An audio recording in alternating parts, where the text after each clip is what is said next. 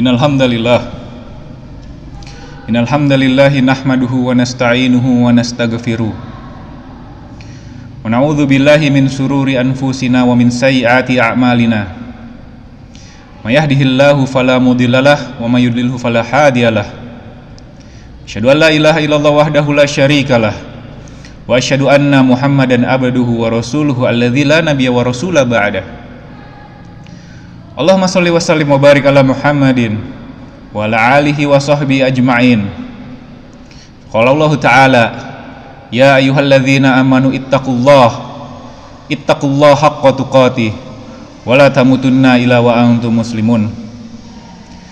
Ya ayyuhan nas ittaqu rabbakumul ladzi khalaqakum min nafsin wahidah wa khalaqa minha zawjaha wa batha minhuma rijalan katsiran wa nisaa'a. Wattaqullaha alladzi tasaaluna bihi wal arham innallaha kana 'alaikum raqiba. Ya ayyuhalladzina amanu taqullaha wa qulu qawlan sadida yuslih lakum a'malakum wa yaghfir lakum dzunubakum wa may yuti'illaha wa rasulahu faqad fazal fawzan 'azima. Fa innal asdaqal hadisi kitabullah wa khairal hadi hadi Muhammad sallallahu alaihi wasallam wa syarrul umuri muhdatsatuha wa kullu muhdatsatin bid'ah wa kullu bid'atin dhalalah. Alhamdulillah segala puji dan syukur hanya kepada Allah Subhanahu wa taala. Atas limpahan rahmat serta karunia-Nya kita bisa melangkahkan kaki dengan keadaan mudah, keadaan sehat wal afiat untuk menuju tempat yang paling berkah di muka bumi ini untuk melaksanakan kewajiban kita sebagai umat muslim salat Jumat berjamaah. Salawat teriring salam tercurah kepada junjungan kita Nabi Muhammad sallallahu alaihi wasallam. Semoga kita menjadi salah satu umat yang akan mendapatkan syafaatnya di yaumil akhir. Amin ya rabbal alamin. Jamaah salat Jumat yang dirahmati Allah, dari Jumat ke Jumat seharusnya menjadi ajang motivasi dan juga ajang menuntut ilmu. Dari Jumat ke Jumat seharusnya menjadi ajang untuk memperbaharui keimanan. Hal ini sesuai dengan himbauan Rasulullah SAW kepada para sahabat untuk menyegarkan ataupun memperbaharui keimanan kalian. Kemudian sahabat bertanya, bagaimana ya Rasulullah untuk memperbaharui keimanan?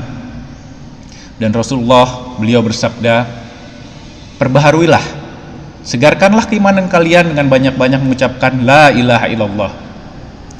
Jadi kita bisa lihat seseorang yang segar imannya, lisannya selalu basah, qalbunya selalu makmur dengan kalimat tauhid ini.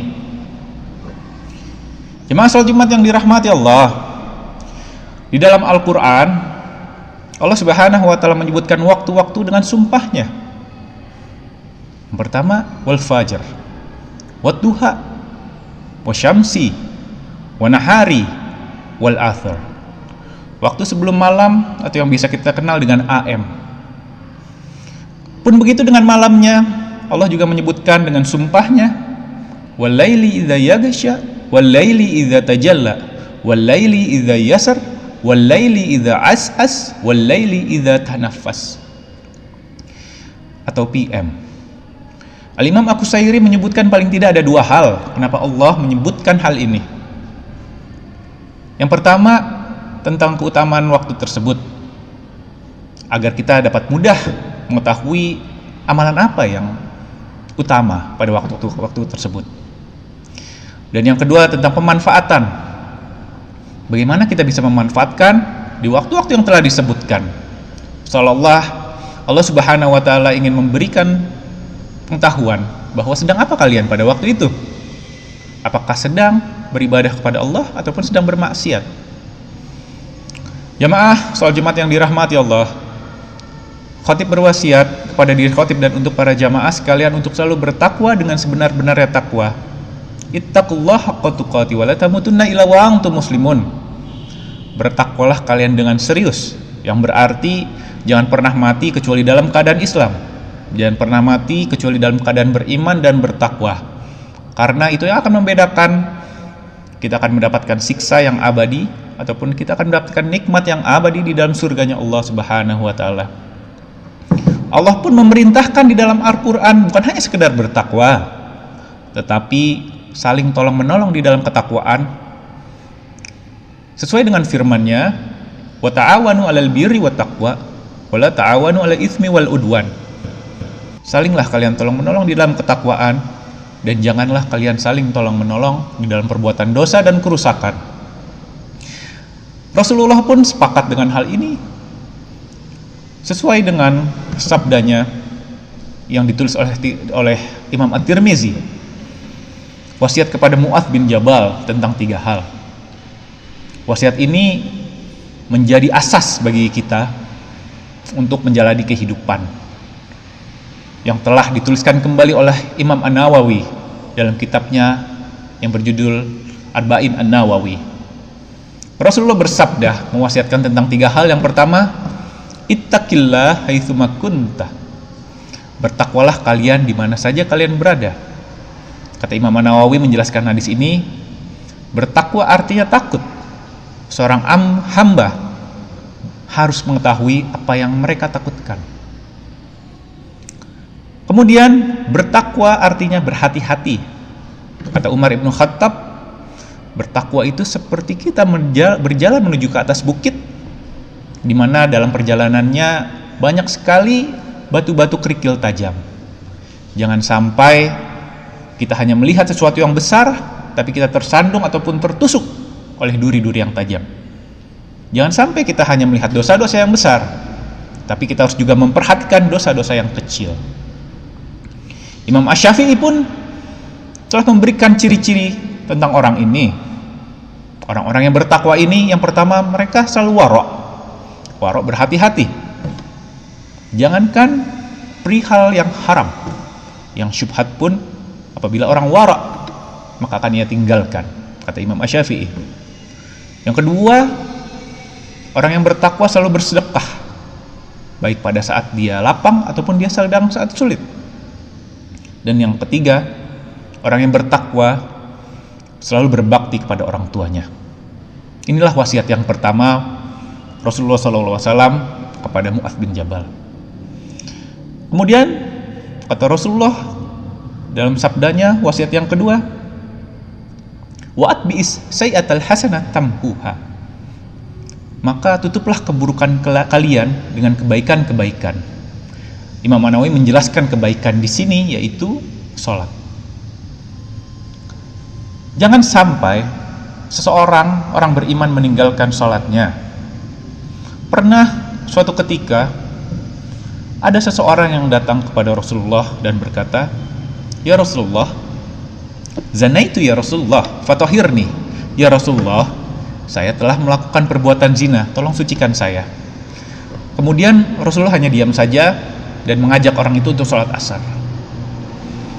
Setelah sholat asar selesai, orang itu berkata kembali kepada Rasulullah, "Zana itu ya Rasulullah, fatahhirni." Ya Rasulullah, saya telah berzina, tolong sucikan saya. Kemudian Rasulullah berkata kepada orang itu, "Kamu tadi telah sholat asar, maka Allah telah menghapuskan dosa-dosamu."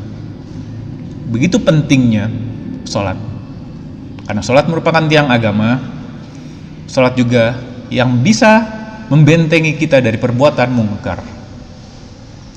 Kemudian wasiat yang ketiga, bergaulah kalian dengan akhlak yang baik. Islam ini bukan agama individual.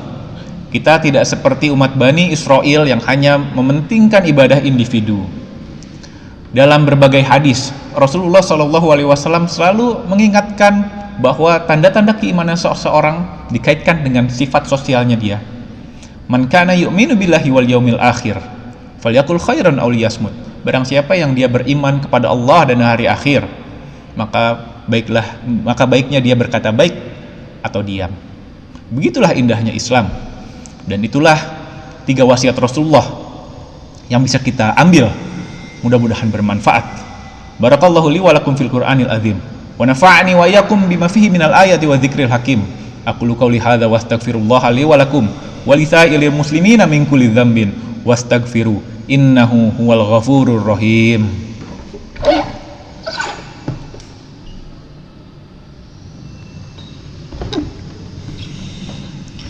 Alhamdulillah hamdan katsiran thayyiban mubarakan fi' nahmaduhu wa nasta'inuhu wa nastaghfiru wa nastahdi wa natubu ilaih. Asyhadu an la ilaha illallah wahdahu la syarikalah wa asyhadu anna Muhammadan abduhu wa rasuluhu alladzi la nabiyya wa rasula ba'da. Allahumma shalli ala Muhammad wa ala ali Muhammad. Ya ayyuhal mu'minun ittaqullaha haqqa tuqati wa la tamutunna illa wa antum muslimun. Jamaah salat Jumat yang dirahmati Allah, Imam Al-Baihaqi pernah meriwayatkan sebuah hadis dengan riwayat yang hasan bercerita tentang surga, bahwa surga ini bertingkat-tingkat. Setiap tingkatannya berjarak selama 500 tahun, dan setiap tingkat luasnya seluas langit dan bumi. Pada suatu waktu ada seseorang yang tinggal di surga bagian atas meneteskan sebuah minyak wangi dan jatuh ke surga bagian bawah. Hal ini pun menggegerkan penduduk surga bagian bawah. Mereka bertanya kepada malaikat, hal apakah yang terjadi dan bagaimana seseorang itu bisa menumpahkan parfum sehingga membuat surga bagian bawah heboh. Kemudian malaikat menjawab pertanyaan orang itu, sesungguhnya amalan orang itu sama dengan kalian, tetapi mereka lebih banyak satu zikir. Dari hadis ini kita bisa mengambil faidah bahwa hanya dengan satu zikir bisa membuat kita menyesal, bahwa nanti di akhirat penyesalan bukan hanya didapatkan oleh para penduduk neraka. Penduduk surga pun juga menyesal. Kenapa mereka pada saat di dunia tidak memanfaatkan waktu untuk beribadah? Hanya karena satu zikir mereka berbeda tingkatan surga. Hanya karena satu zikir mereka tidak bisa merasakan surga yang berada tingkat atas. Innallaha wa malaikatahu yusholluna ala nabi, bahwa sesungguhnya Allah Subhanahu wa taala dan para malaikat bersalawat kepada Nabi. Ya ayyuhalladzina amanu shollu alaihi wasallimu taslima. Wahai orang-orang yang beriman, wahai orang-orang yang beriman, panggilan indah Allah kepada kita. Sampaikanlah salam, sampaikanlah taslim pada Rasulullah sallallahu alaihi wasallam. Allahumma sholli ala sayyidina Muhammad wa ala sayyidina Muhammad kama shallaita ala Ibrahim wa ala ali Ibrahim wa barik ala Muhammad wa ala ali Muhammad kama barakta ala Ibrahim wa ala ali Ibrahim fil alamina innaka Hamidum Majid. Allahumma ighfir lil mu'minina wal mu'minat wal muslimina wal muslimat al ahya'i minhum wal amwat innaka tugribu mujibu da'wat wa yaqadiyal hajat. Rabbana dzalamna anfusana wa in lam taghfir lana wa tarhamna lanakunanna minal khasirin. Rabbana atina fid dunya hasanah wa fil akhirati hasanah wa qina adzabannar. Ibadallah, innallaha ya'muru bil adli wal ihsan wa ita'idzil qurba wa yanha 'anil fahsya'i wal munkari wal baghi ya'idzukum la'allakum tadhakkarun wa la dzikrullahi akbar wa aqimis shalah.